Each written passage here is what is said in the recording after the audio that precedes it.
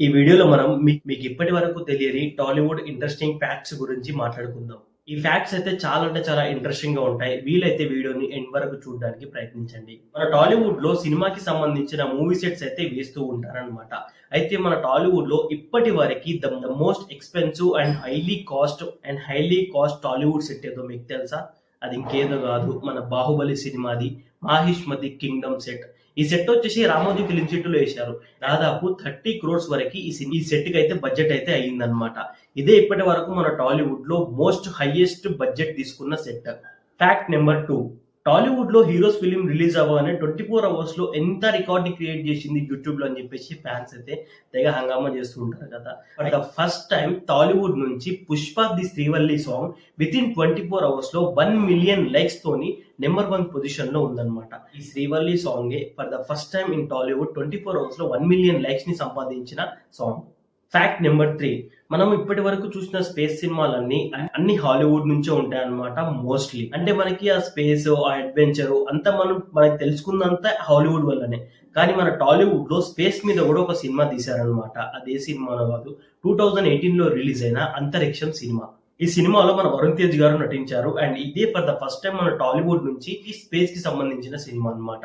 Fact number 4, మీలో ఇప్పటి వరకు ఓజీ సినిమా అందరూ చూసే ఉంటారు కదా. అయితే చాలా మందికి ఉన్న డౌట్ ఏంటంటే, ఏదైతే ఓజీ సినిమాలో జపనీస్ సీక్వెన్సెస్ ఏవైతే ఉన్నాయో అది నిజంగా జపాన్ వెళ్ళి అండ్ ఆ టోక్యో సిటీలో షూట్ చేశారని చెప్పి చాలా మంది అనుకుంటున్నారు అనమాట.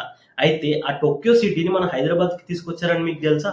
జాపనీస్ లో టోక్యో సిటీ ఎలా అయితే ఉందో అలాంటి ఒక సెట్ ని హైదరాబాద్ లో అయితే వేశారనమాట. అండ్ ఆ సెట్ లోనే మనకి ఈ సినిమా షూటింగ్ అంతా చేశారు. అండ్ చాలా మంది ఏమనుకుంటున్నారంటే ఇది జపాన్ వెళ్ళి తీశారని చెప్పి అనుకుంటున్నారు. సో జపాన్ వెళ్ళి తీయలేదు, ఆ సిటీని మన హైదరాబాద్ లో సెట్ వేసి తీశారనమాట.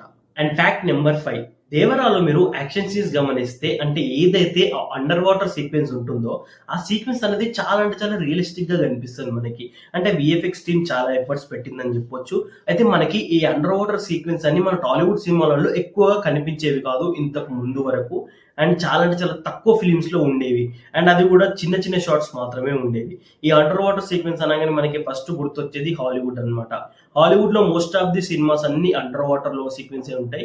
అండ్ అక్కడ టెక్నీషియన్స్ ఆ టీమ్ అలా వర్క్ చేసి అండర్ వాటర్ సీక్వెన్స్ ని చాలా రియలిస్టిక్ గా మనకి చూపిస్తుంది.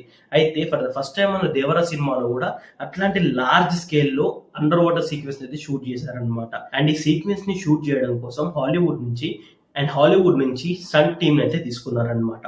దేవరా టీం వచ్చేసి.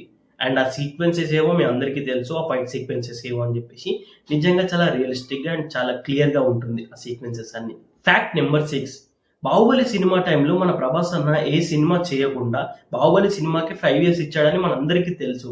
అయితే సినిమా మాత్రమే కాదు, ప్రభాస్ అన్న దగ్గరికి వచ్చిన యాడ్ ని కూడా రిజెక్ట్ చేశాడని మీకు తెలుసా? ఫ్యాక్ట్ ఏంటంటే, బాహుబలి సినిమా షూటింగ్ జరుగుతున్నప్పుడు ప్రభాస్ అన్న దగ్గరికి ఒక యాడ్ వచ్చిందనమాట. అండ్ ఆ యాడ్ వాళ్ళు వచ్చేసి 10 CR ఇస్తామని చెప్పారంట ప్రభాస్ అన్నకి. బట్ ప్రభాస్ అన్న దాన్ని కూడా రిజెక్ట్ చేశాడు.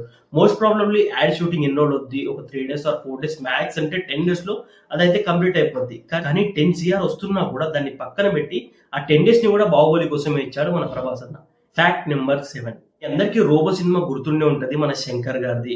సినిమాలో అసలు ఆ విఎఫ్ఎక్స్ సీన్స్ ఎలా చేశారని చెప్పి ఇప్పటికీ కూడా ఇప్పుడు శంకర్ గారి ఫిలిమ్స్ అయితే నెక్స్ట్ లెవెల్ లో ఉండేవి. అయితే రోబో సినిమాకి సంబంధించిన ఫ్యాక్ట్ ఏంటంటే, ఈ రోబో సినిమా స్టోరీ అనేది మన శంకర్ గారు 1996 లోనే రాశారనమాట. అండ్ ఈ సినిమాలో హీరోగా కమల్ హాసన్ గారిని అనుకున్నారు. అయితే అప్పుడు బడ్జెట్ విషయంలో కొన్ని ఇష్యూస్ అనేది వచ్చి సినిమా అనేది అయితే ఆగిపోయింది అనమాట. అండ్ ఆ తర్వాత 14 years తర్వాత ఈ సినిమా మన రజనీకాంత్ గారు చేసి రిలీజ్ అయితే చేశారనమాట. సినిమా అయితే ఎలా ఉంటుందో నేను స్పెషల్ గా చెప్పాల్సిన అవసరం లేదు. ఫ్యాక్ట్ నెంబర్ 8, మీకు తెలుసా మహేష్ బాబు గారు చాలా తక్కువ సినిమాలోనే ఆయన డూప్ ని యూజ్ చేస్తారని. అయితే మనము ఈ అడ్వెంచరస్ సీన్స్, కొన్ని ట్రిపికల్ సీన్స్ ఉంటాయి, అట్లాంటి సీన్స్ లో డూప్ ని యూజ్ చేస్తారు. చాలా హీరోలకి బాడీ డబుల్ అయితే ఉంటారు. అది న్యాచురల్ సినిమాలో, ఎందుకంటే హీరోకి ఏమన్నా అవుతుంది అని చెప్పి బాడీ డబుల్ అయితే యూజ్ చేస్తారు మూవీ డైరెక్టర్స్ అండ్ ప్రొడ్యూసర్స్ వచ్చేసి. అయితే మహేష్ బాబు గారి సినిమాలో మాక్సిమం స్టంట్స్ ఎన్ని చేయాలో అవన్నీ మన మహేష్ అన్ననే చేస్తాడంట. బాడీ డబుల్ ని వద్దని చెప్తాడంట. సో వారణాసి సినిమాలో కూడా మ్యాక్స్ ఉన్న స్టంట్స్ అన్ని మన మహేష్ బాబు గారే చేస్తున్నారు. బాడీ డబుల్ అయితే ఇప్పటి వరకు అయితే సినిమాలో తీసుకోలేదు. కొంతవరకు షూటింగ్ తీసిన మహేష్ బాబు గారు బాడీ డబుల్ ఏమొద్దు, నేనే డైరెక్ట్ గా చేస్తానని చెప్పి డైరెక్ట్ గా చేశాడంట. అయితే రాజమౌళి గారి గురించి తెలిసిందే కదా, ఎక్కడో ఒక చోట ఇరకాటంలో పెడతారు, బాడీ డబుల్ అయితే యూజ్ చేశారు. అయితే బాడీ డబుల్ విషయంలో మన మహేష్ బాబు అన్న చాలా దూరం ఉంటాడు అనమాట. ఆయన చాలా అంటే చాలా తక్కువ సినిమాలలో బాడీ డబుల్ అనేది ఉంటుంది. అండ్ మోస్ట్ ప్రాబ్లమ్ అన్ని యాక్షన్ సీన్స్, అన్ని సీన్స్ ఆయన యాక్టింగ్ చేస్తారనమాట. So that's all for today darlings. Video ఎలా అనిపించింది కింద కామెంట్ లో డెఫినెట్ గా చెప్పండి. మన వాళ్ళు ఉంటే వీడియోని లైక్ చేసుకోండి, కొత్త వాళ్ళు ఉంటే ఇట్లా ప్లీజ్ ఛానల్ సబ్స్క్రైబ్ చేసుకోండి. సో మళ్ళీ కలుద్దాం నెక్స్ట్ వీడియోలో. Thank you team 2 movie tickets. జై శ్రీరామ్.